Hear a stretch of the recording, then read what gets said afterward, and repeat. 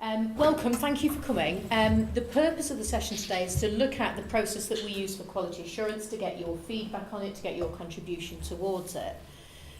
Just as a way of introduction, my name is Karen Meanwell. I'm Head of Quality Assurance and Enhancement in the Faculty of Education.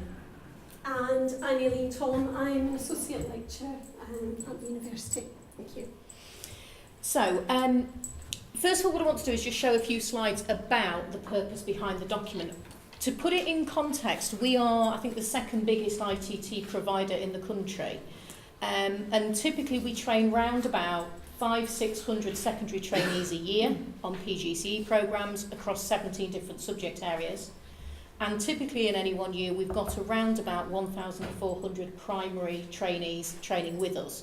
Some train on a PGCE programme, some train on a 3-year BA programme. So enormous. And what we've recently added into the ITT mix is early years, which is the 0 to 5 age group. So we've just pulled in under the ITT banner all sorts of nursery schools and childminders and things like that. So we are a huge provider of ITT. One of the challenges then as a provider of ITT is always about how you ensure quality. Because what we rely on is the goodwill of schools to offer placements, but also those schools to get people trained up, understanding of their role, delivering their role effectively, and that relationship building properly with trainees to ensure that trainees make the appropriate development. So as you can imagine, as a huge partnership, we rely on hundreds of schools. We have about 400 schools on our secondary database, and we have 1,000 on the primary database. So that's the sort of scale and scope of what we're working with. So clearly quality assurance becomes a really key feature there, because we've got to have some way of ensuring that there's a minimum standard of provision met and there's something beyond that that schools are working towards and aspiring towards. Now, for those of you that have worked with us over the past few years, you'll be familiar, particularly if you're secondary, that we had a quality designation document. And that document placed people into categories on the basis of us coming out and doing a visit, you showing us the evidence of what you were doing within your working, and us awarding you a designation. It was starting to roll out in primary as well, so some primary colleagues may have had that visit as well. We reviewed that document over the last year. Aileen's done a huge amount of work on this, looking at the document and interpreting it. And what we felt was that there was a need to change the way that we were doing that. This is the reason why. The original one that we designed was designed and implemented and rolled out before we moved towards a much more school-led ITT spread across the country. So it was very much written from a perspective of it being HEI-led, us being in control of the situation. It was also therefore designed before we had a huge amount of diversity in the system, because of course now what we've got are core trainees in the university studying different subjects and different age phases and different routes, studying BA, studying PGCE, etc. But we've also got school-led work around School Direct, but we've also got teaching schools leading that and non-teaching schools leading that. We've got people who lead alliances, we've got people in alliances, we've got Teach First out there still. We've got a move towards the salaried route, to push behind that in School Direct, and we've got the growth of SCITs, where schools themselves are becoming designated as providers. So the market has become incredibly diverse since the original document was written. And what we felt when we looked at it was it didn't reflect what the actual ITT landscape was like now. So we knew it needed rewriting for that. Also, when it was first done, it was designed to reflect what was there at the time, which was very much that the market was dominated by HEIs. Just to give you a bit of context to that, before the growth of School Direct and the teaching schools, 95% of the allocation for teacher training places went to universities and 5% went to other models like GTP. Now we're at almost a 50-50 split. So the landscape has changed dramatically in that ITT providers that are HEIs are not the dominant feature anymore that they once were. So we needed to change the document for those reasons. What we felt therefore was that it needed to better reflect the school-led system, because that was where the massive growth in the market had come from. As a result, we also needed to be reflective of schools having a greater input and influence over HEI-led, because one of the things that's happened as School Direct has grown in the school setting, there's also been a move to ensure that HEI-led provision, core numbers, were better reflective of schools having a role, having an input, having leadership, having some sway over what an HEI-led route looked like. It's not the old closed shop where the university decided what the programme looked like and you bought into it. It's much more now about schools having an input into even what the HEI-led provision looks like. Finally, we felt it needed to be something that was transferable across the range of provision. So it needed to be a document that would allow us to quality assure both an individual school working just with core numbers from the HEI, but also a school working with school direct trainees, a school leading an alliance, a school that was a teaching school, and so on. So they're the key reasons why we set about reviewing it and rewriting it. And Aileen will say more about that rewriting as well when she talks in a minute. We considered, as we looked at the document and reviewed it and adapted it, several key things. One was the Ofsted ITT framework. It has changed beyond all recognition in the last couple of years. They've done that thing that Ofsted beautifully do, which is change it and a few months later change it again, which you'll all be familiar with if you're in a school setting. But these are the key things that came out of it as an increased focus. So these elements were always there, but they were there in tiny drops. Now they're a big focus.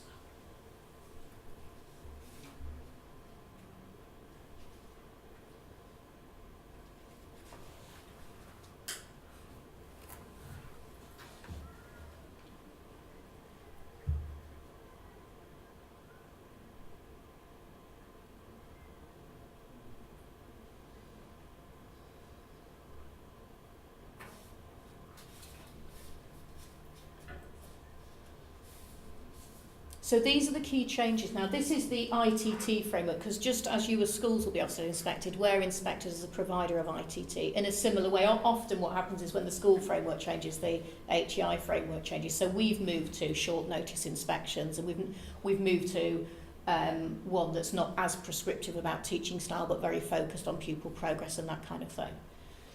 Why are these the key things that have changed for us? The QA has become more of a feature because of the point I've just made. The system has become so diverse, there's so many different providers and different routes, that the Ofsted framework for inspecting ITT has a big focus on, well, how are you ensuring that regardless of what route somebody's on or which course they're on, that they're getting a good quality experience. There is an increased focus in our Ofsted inspection on school-led for obvious reasons, because they want to see school involvement, school input, school leadership into the HEI course just as the school-led provision does. The mentoring one's an interesting one because currently the teaching schools have been asked to draft standards for mentors that will become, when they're published and finalised, national standards for mentoring. In advance of that, there's an emphasis on it in the Ofsted framework for ITT. And in particular, around what skills the mentors have got within their subject area, within their own delivery, but also what skills they've got for mentoring. Similarly, there's a focus on, an increased focus on the accuracy of assessment. I went to an event recently with a lady called Angela Milner, who's the sort of Michael Wilshire for ITT Ofsted. She's the big cheese. And they've done a big sort of survey of accuracy of assessment across their inspections. And everybody sitting there in the room, we were asked to sort of discuss it, and we were all saying, oh, we know what it'll be. It'll be about the making sure everybody gets to at least good, because there's been a big push that everybody should finish their teacher training as a good or an outstanding trainee. So we all felt that the tightness, the difficulty, the disagreement for inspectors looking at it would be about whether somebody was still requiring improvement or whether they'd managed to cross over into that good bracket. What Ofsted said was actually it's not, that the big difference is good to outstanding. And they felt that too often providers, mentors in schools were giving outstanding away too easily. So there's a focus on the accuracy of assessment. We recently were inspected here. We have a two-part inspection. We've had part one. A really big focus on that, a huge focus. And they were reporting back at the end of every day on how accurate the assessment of the trainee teachers were by the mentors that were observing them and working with them. Big focus. Then, of course, there's the focus on the impact of the trainee teacher on pupil learning and pupil progress. Ofsted's view is that when they see a trainee teacher teaching, they're not looking at the trainee teacher. They're looking at the progress that pupils are making, and that's how they make their judgment about whether or not the trainee is doing well and is good enough to pass the course. It links back to the previous one about the accuracy of assessment, because Ofsted's view is that if they are looking at the children and they're not making enough progress, that teacher cannot be outstanding. And their view is that sometimes providers and mentors are saying that somebody's outstanding on the basis of what that trainee is doing. They're speaking clearly, they're circulating around their room, they're asking open-ended questions, they're following up with a more in-depth question, they're doing this, that and the other. Ofsted say, well, that's all very well and good, but is it having an impact on pupil progress? And often that's the difference between a good and an outstanding trainee. So because they've got that focus on pupil progress, accuracy of assessment and the impact of the trainee becomes a big focus in the new ITE framework. So we've taken account of those things when we've written the new quality development document to ensure that they're part of what we're judging your provision on. This is the other main influence. When we wrote it, the Carter Review came out January, thank you, I knew you'd know.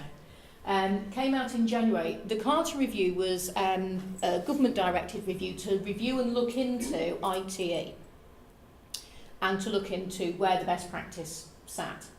The key finding about where the best practice sat is it sits all over the place and it's not distinctive to any particular route. So their overall finding was it's not best when it's ITE led by a university, it's not best when it's school led, it's not best if it's a teaching school doing it, it's not best if it's a rural school or an inner city school. It's just good and outstanding and requiring improvement all over the place. And actually there's strengths and weaknesses to all the different provision. However, these, again, are key features that came out of that review.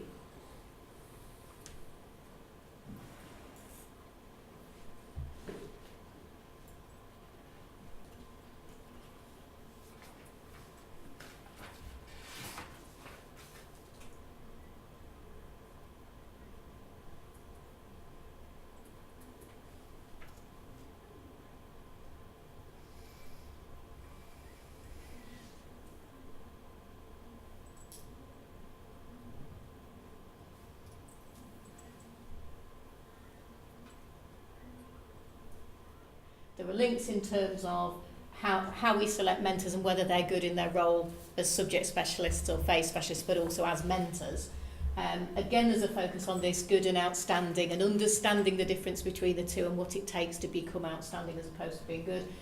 Again, a focus on subject knowledge and again, a focus on around assessment.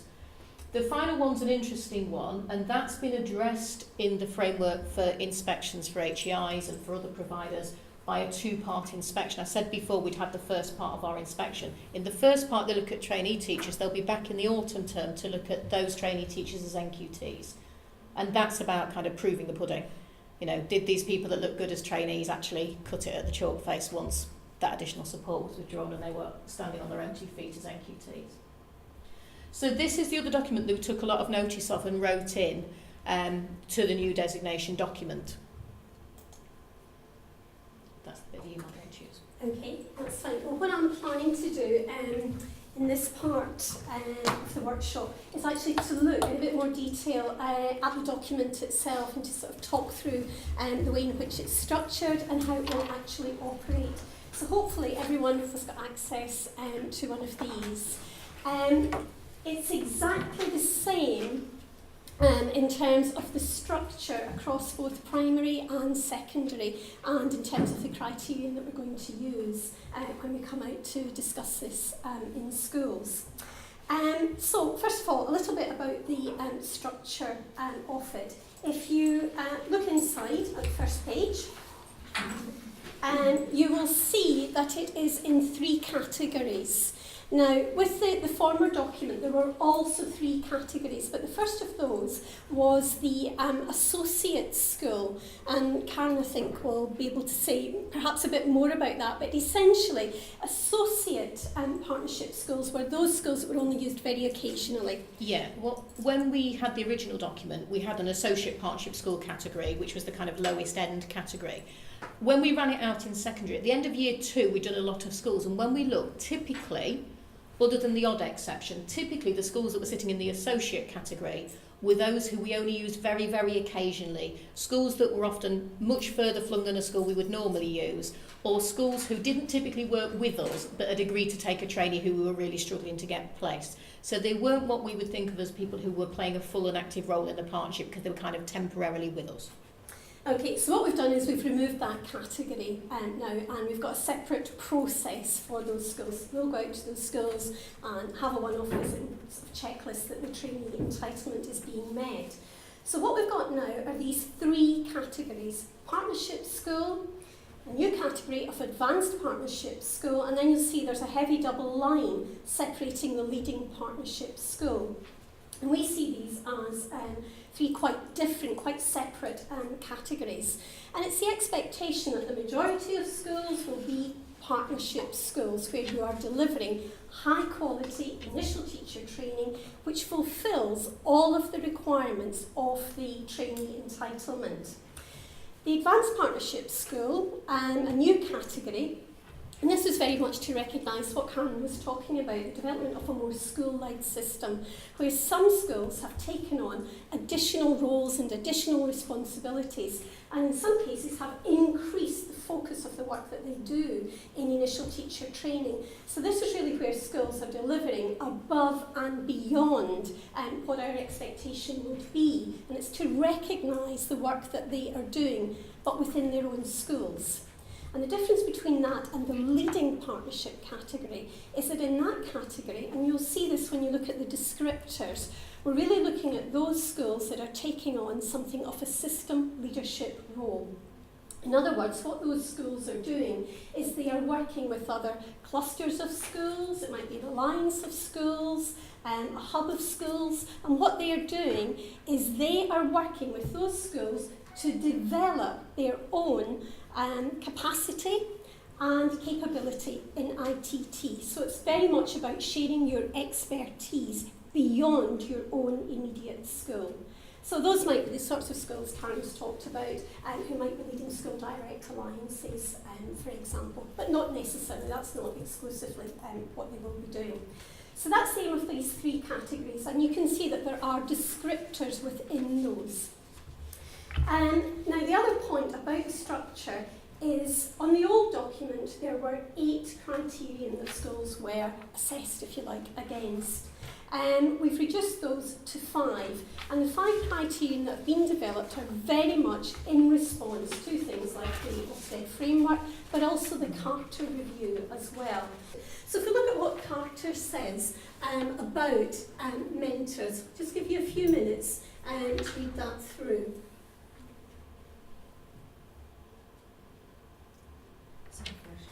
Yes, sorry, stand in front, but that's very rude.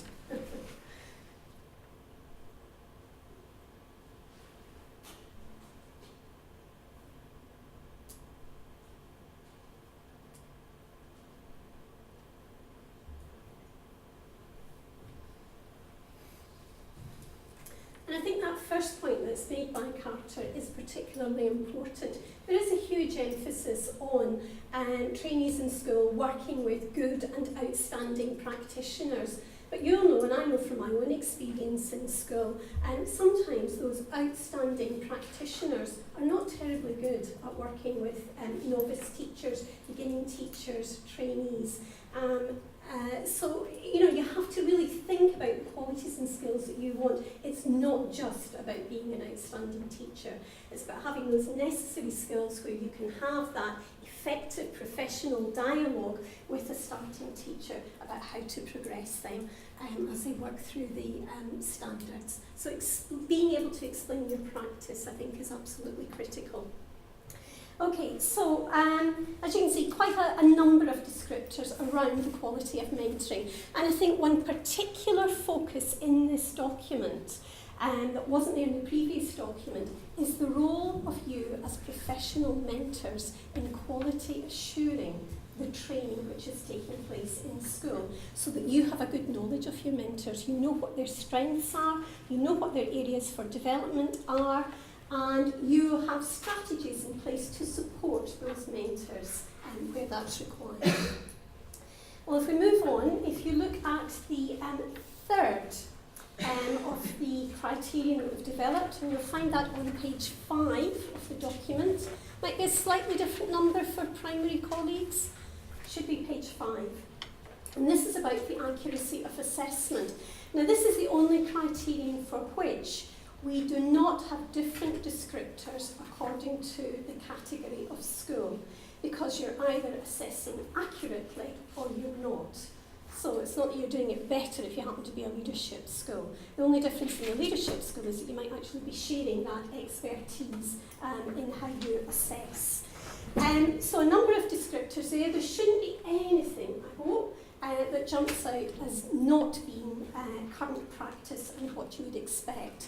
But there is, as Karen says, an increased focus on moving those trainees through those Ofsted descriptors from RI to good, from good to outstanding, and being confident that mentors are doing that within your school, and confident that the assessments that they're making are accurate, and the sorts of strategies that you would use in order to ensure that that is the case.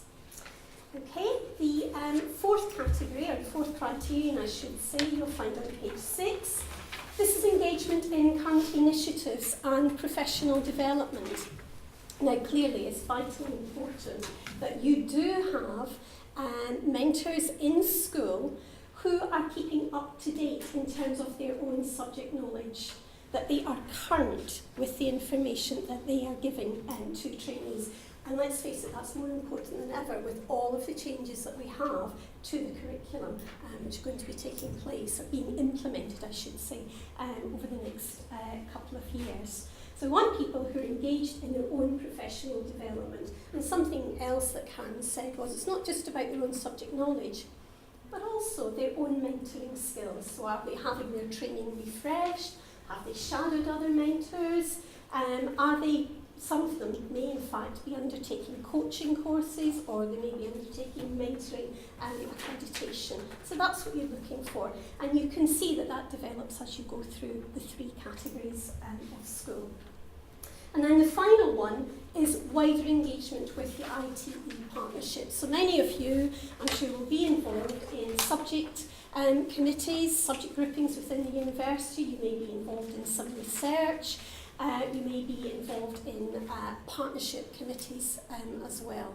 So it's to take cognizance of that and to recognise that when you have this discussion with the partnership tutor about the work that you're doing. Okay, we've also got a free text box at the end so that we can capture anything particularly innovative that your school may be involved in, or that you're undertaking as a professional mentor or your subject mentors. This is about the PM attending orchestra meetings. It's not always possible, is it? And it depends on the distance. I'm very aware of that. So one thing that I will say, I was going to talk about this as we go through the process, these are intended very much as best fit statements. So it's not, I have to highlight every single thing on this in order to be in a particular category. And that's where you would open up that dialogue with your partnership tutor when they come. They will know you, they will know the school. So no, please don't be put off by that. Obviously, there are as many people who can to attend. What I wanted to do finally, before we go on to an activity, we're going to do a bit of work around this, is to just talk through the actual process, or the timeline for this. So hopefully everyone's got access to one of these, got some spares here, if anyone hasn't. No? Okay. Right, well the idea is that in September 2015, when we start to implement the document, you will be sent a copy of this document. And alongside it, you will also get, relevant to primary or to secondary, a list of suggested evidence that you might use in order to demonstrate where you think you are within this document. It's suggested evidence, and the suggested evidence has come from discussions that we've had with schools. And I should say that the document has been piloted in the summer term with a small group of schools. So we've pulled together all the evidence from that and put together a document for primary and one for secondary with suggested evidence. So it's a starter, if you like, for where you might look for the evidence. So when you get the document, what you need to do then is sit down with your mentors and reflect on where you think you might be, and highlight electronically the statements that you think are relevant. My school is only going to be taking Block B students, so where would we stand with that? So you'll get the document in September, and then the visit will happen during the placement period, so that the partnership tutor can actually discuss with So they trainees would as come well. like after Christmas? They would. So they would come in, I don't know, March or April, something like that. Okay, so this will come out to you. Sit down, reflect, have a look at the evidence that you've got. And it should be evidence that is ongoing. Nobody should be in the position of producing evidence just to fulfil this. That is not the purpose at all. It's really recognising the fact that you do a huge amount of work in managing ITT, and you've got the work there. So, please do not be thinking I have to produce things. If your evidence is electronic, absolutely fine, but you need to make sure that it's accessible on the day that the partnership tutor comes out, and we can have a look at it on your systems. So once you've done that, highlight the statements, go through, and it will come out in September. We want it returned to us by the 31st of October. So a bit of time to think and to reflect on that. So it comes back to your partnership tutor, and then the partnership tutor will begin to prioritise the visits. And mine till later? No, you will send yours by the 31st of October. And at that stage, as I say, the partnership tutor will prioritise visits, and they will look at who's only having trainees, for example, in Block B. If somebody's new to partnership and they want an early visit, then obviously we'll go out and discuss the document with them, because you should see this as developmental as well. It's got some helpful ideas as to the way in which you might want to develop your ITT programme. So those will be prioritised, and then the partnership tutor will get in touch with you, and from November onwards through the rest of the training year, partnership tutors will contact you to arrange a convenient time for them to come out and to discuss this document with you. Now, when the partnership tutor comes out, they will want to see the evidence. Yes, you've highlighted it, you've returned it to them, they know what you've got, but they will actually want to see the evidence when they come. And that does not mean piles and piles of files or documents. If it's electronic, it's fine, but it does have to be there, you do have to see it clearly. So that visit will take place. It's intended to be developmental. This is not about catching people out. This is about saying, okay, so perhaps you feel that you're in partnership sort of slow here, but actually, with a little bit of tweaking or perhaps adding this to what you're doing, you could actually be in the advanced category. So it's a professional dialogue that they will have. The meeting should last about an hour with the professional mentor, and then we're asking for half an hour with the trainees. So now we know we won't be able to meet with all trainees, but it's with a selection of trainees, those trainees who are not teaching or those who can be off timetable. So it's a sample of the trainees that are in the school at that point. Following the visit, the partnership tutor will write a brief report on the evidence that they've seen, and they will have discussed with you in the meeting where they think you are in those three categories, and they will send back to you within 5 working days that report that they have written, and on that they will indicate which category they think you are.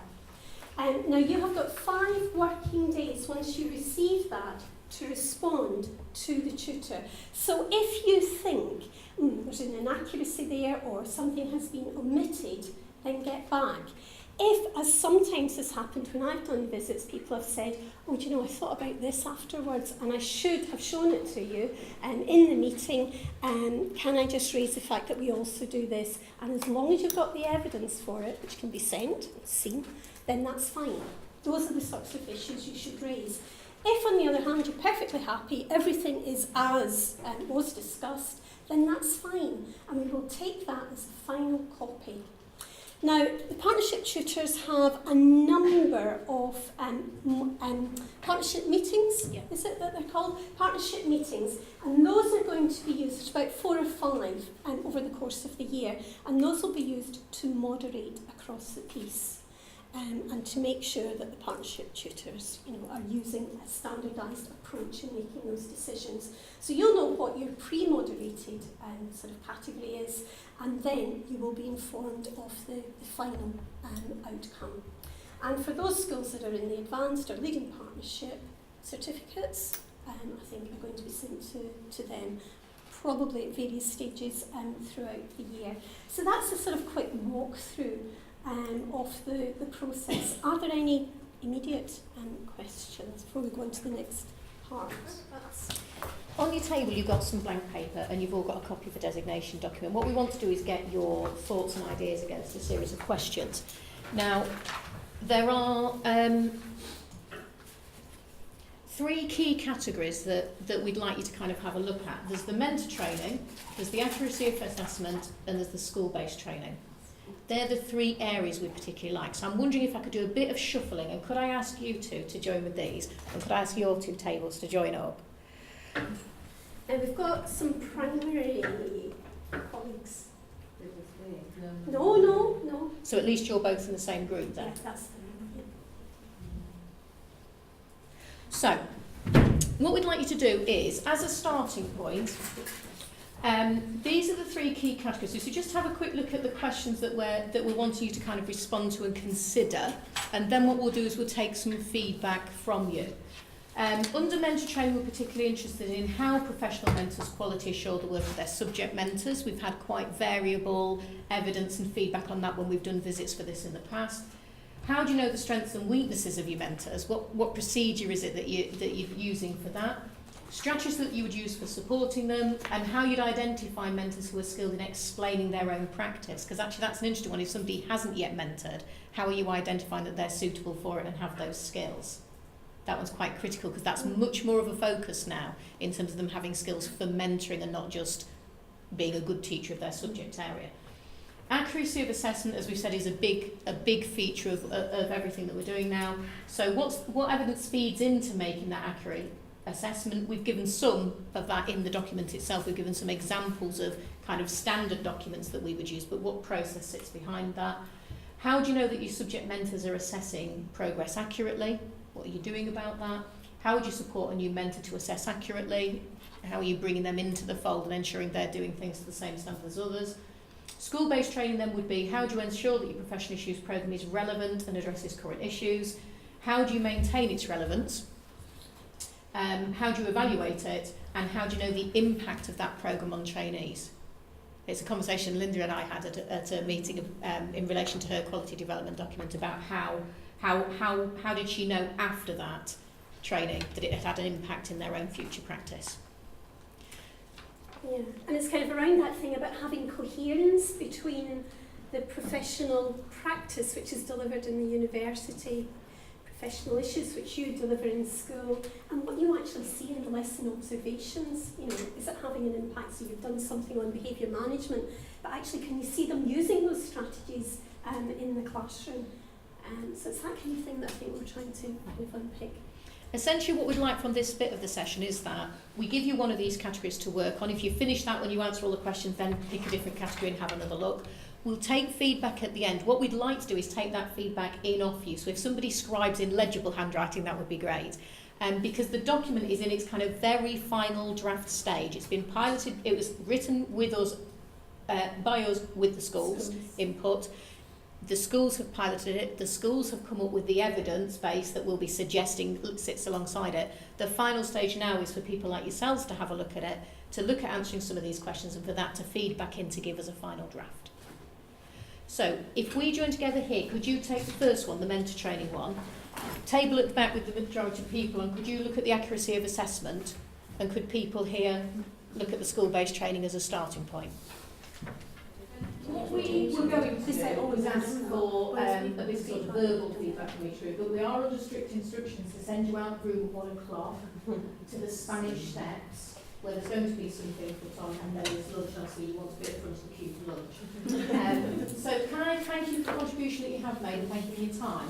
Can I ask that you pass forward to myself or any of the comments you've been able to write down, and we will take those into account. We'll review the document with those in mind, And before the end of term, so in the next few days, we will send out to all the schools the primary and the secondary version, the process that you've had a look at, plus the suggested evidence base that's come out of the pilot.